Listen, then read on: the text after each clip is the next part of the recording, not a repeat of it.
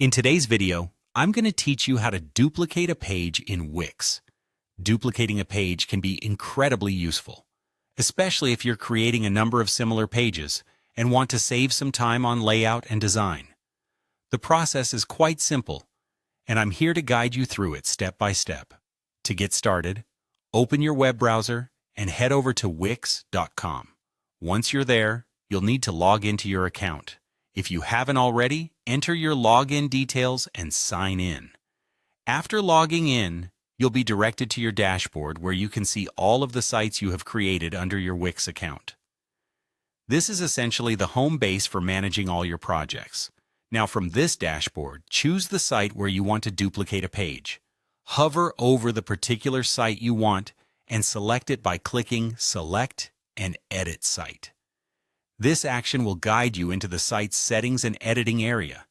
Next, you'll want to navigate to the Design Site section by clicking on it. This is where all the creative magic happens, offering you a canvas to modify or enhance your website's design. From here, you'll be taken into the Wix website editor. This tool is equipped with a myriad of features to tailor your website according to your taste or brand needs.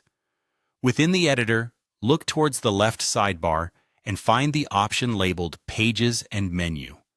Click on it, and it will bring up a list of all the pages currently on your site. It's here where you can manage your site's architecture, adding, removing, or reordering pages to suit your website's flow. Scroll through the list and select the specific page you intend to duplicate. This is key, as it ensures you're duplicating exactly what you need for your purposes.